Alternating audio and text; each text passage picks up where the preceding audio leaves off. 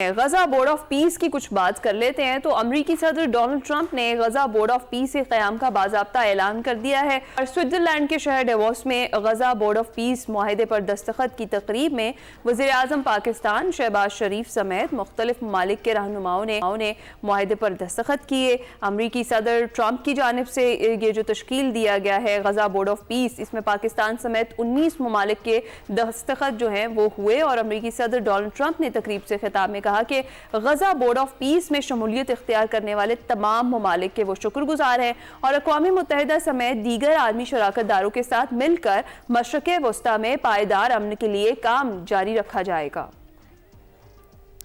Congratulations on the success. We're going to be very successful in Gaza. It's going to be a great thing to watch. And we can do other things. We can do numerous other things. Once this board is completely formed, we can do pretty much whatever we want to do. And we'll do it in conjunction with the United Nations. You know, we were very happy to stop the war that had started with India and Pakistan, two nuclear nations. And I was very honored when the Prime Minister of Pakistan said President Trump saved 10 and maybe 20 million lives by getting that stopped just before bad things were going to happen. और इसी तकरीब के दौरान अमरीकी सदर Trump ने खुसूसी तौर पर फील्ड मार्शल आसिम मुनीर की तरफ इशारा करते हुए मुस्कुराहट के साथ खैर मकदम भी किया। इसी पर हमने बात करनी है और बात करने के लिए हमारे साथ मौजूद हैं ब्रिगेडियर रिटायर्ड वकार हसन खान साहब, दिफाई तज्जिया कार हैं। ब्रिगेडियर साहब बहुत बहुत शुक्रिया में ज्वाइन करने के लिए। गुड मॉर्निंग, कैसे आप? जी गुड मॉर्निंग, अल्हम्दुलिल्लाह खैरियत। ब्रिगेडियर साहब, सबसे पहले ये बताइएगा कि थोड़ी सी रिलक्टेंसी हमने ज्वाइन करने में दिखाई और फिर उसके बाद मुआहदा हो गया, हमने साइन भी कर दिए, दोनों चीजों को कैसे देखते हैं आप?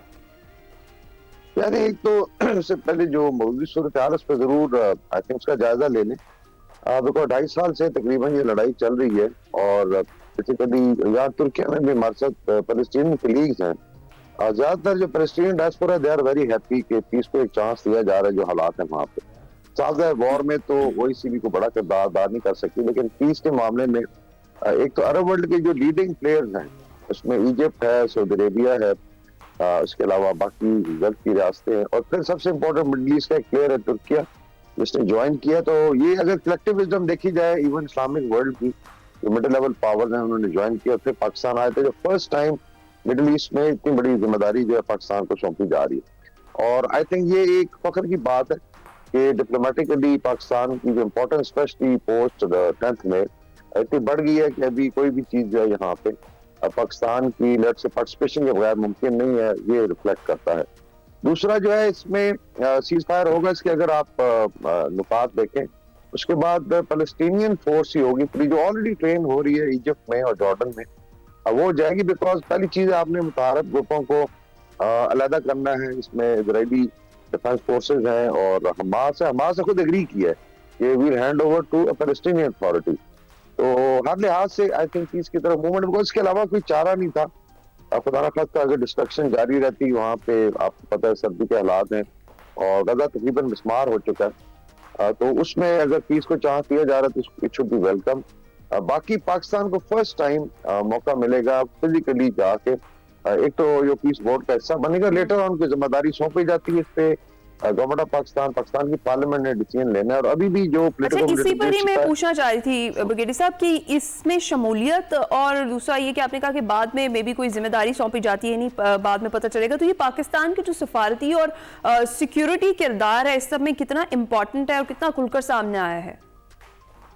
ये सबसे बड़ी बात ये है कि एक तो ये पाकिस्तान को रिकॉग्नाइज किया गया as a big player in Middle East और अगर आप बाकी चीजें देखें डेवलपमेंट्स हो रही हैं इसके अलावा, लाइक अभी बात हो रही है तुर्किया में पाकिस्तान तुर्किया सऊदीया की ज्वाइनिंग डिफेंस एग्रीमेंट या आप कह लें एक मुस्लिम नाटो की, तो इसका मतलब है कि यहाँ मिडिल ईस्ट में समझा जा रहा है कि जो भी बड़ी हैपनिंग उसमें पाकिस्तान के बगैर शायद चीजें आगे ना चले।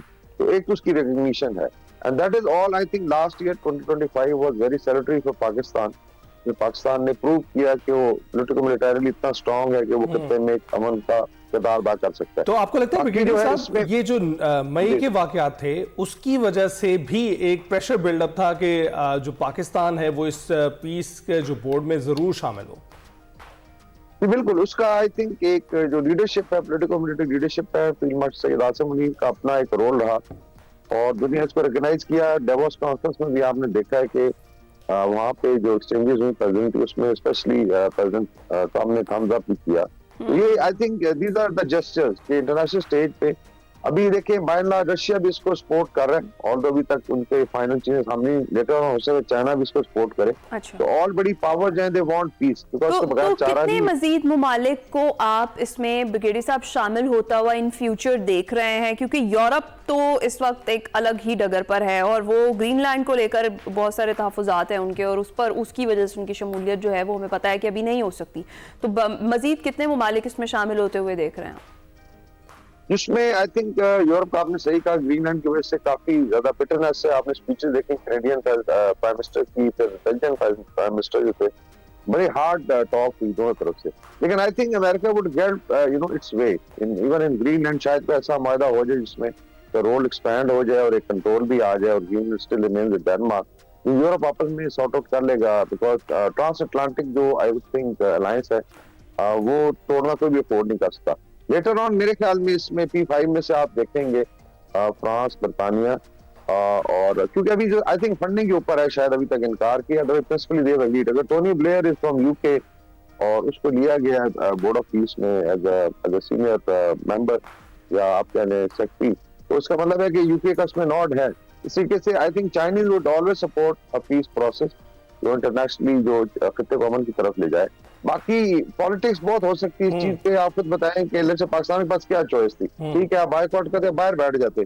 तो अगर एक हाई टेबल पे एक ऐसे मसले में जहाँ मुसलमान सफर कर रहे हैं, और मैं फीलिंग बता रहा हूँ, बिल्कुल आप ठीक कह रहे हैं, समटाइम्स हमास को भी, लेकिन अल्टीमेटली वी वांट पीस हो, और इजराइल को यहाँ से निकालना आई थिंक ये बहुत बड़ी एफर्ट होगी, बिकॉज़ वो तो इसको अपना हिस्सा समझते हैं। Sometimes ultimately I think it will move to a two state solution. बिल्कुल ठीक कह रहे हैं, क्योंकि sometimes it's better to be a part of the crowd. आप बाहर बैठे रहेंगे तो आप ज्यादा जो है पॉइंट आउट होते रहेंगे। अच्छा, ये भी बताइएगा कि बहुत तकिया किए होते हैं इत्तेहादी जो हैं अलायंसेस के अमेरिका पर कि वो कोई ना कोई रास्ता निकाल लेंगे, जैसे कि आपने भी बोला, लेकिन फिर हमने देखा कि अमेरिका ने ही अपने इत्तेहादियों को लेट डाउन किया है।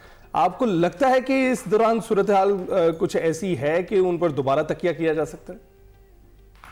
जी देखें, जो यूरोप और अमेरिका का मेरे ख्याल में ये एक ट्रांजिशन का पीरियड है, जिस तरह I think Belgian prime minister ने जिक्र किया, उसने बल्कि मेंशन किया ग्राम्स्की को, कि जब ट्रांजिशन हो रही होती तो you can either become a master, जो बड़ी पावर है, या फ्रेंड बन सकते हैं। तो ये एक natural process time international relation को लोग नहीं देखते, बिकॉज एक बड़ी पावर पीछे हट रही है, बाकी 2-3 पावर सामने आ रही है, तो इसे मल्टीपोलर अलाइनमेंट की तरफ जा रहे हैं, मल्टीपोलर पावर स्ट्रक्चर की तरफ। तो ये नेचुरल चीज है, इसमें मिडिल लेवल पावर्स की इंपॉर्टेंस बढ़ जाएगी। ये वर्ल्ड वॉर 1 और 2 में भी हुआ, तो मेरे ख्याल में दे विल रिकंसाइल, बिकॉज इसके बगैर गुजारा नहीं है। दूसरा, अभी ट्रम्प साहब ने आई थिंक मेंशन किया कि मैं ऑक्यूपाई नहीं करूंगा, so I think he is also step back. Greenland का उन्होंने जिक्र किया। बाकी एक रिटोरिक भी है, माइंड यू वर्ल्ड वॉर 2 में डेनमार्क ने खुद कहा था अमेरिका को आप जाके ऑक्यूपाई करें, 10,000 फोर्स डिप्लॉय हुई थी। डेमोग्राफिकली अगर आप देखें, Greenland just 56,000 which ceased to exist as a nation within 10 years। आप खुद सोचें कि इतना बड़ा पाकिस्तान से डबल साइज है, फिर आइस मेल्टिंग भी हो रही है, ग्लोबल वार्मिंग वजह से going to become an important area, और नेटो के लिए बड़ा जरूरी है जो नॉर्थ का डिफेंस है अमेरिका का, कॉन्टिनेंटल यूएस का। तो they will I think get through it. ये हार्ड टॉक होती रहेगी, क्योंकि अभी रशिया यूक्रेन वॉर का भी अमेरिका पे डिपेंड करता है, अदरवाइज यूरोप तो उसका डिफेंस नहीं कर सकता। तो ultimately I think US would get its way और चीजें सेटल हो जाएंगी, लेकिन फिलहाल बड़ी सख्त बिटरनेस है और रिटोरिक बहुत ज्यादा है दोनों तरफ से। ठीक है, बहुत शुक्रिया। ब्रिगेडियर रिटायर्ड वकार हसन खान साहब हमारे साथ मौजूद थे, और गजा बोर्ड ऑफ पीस की भी हम बात कर रहे थे, ग्रीनलैंड के हवाले से भी हमने बात की। भी हम ब्रेक पर जाएंगे।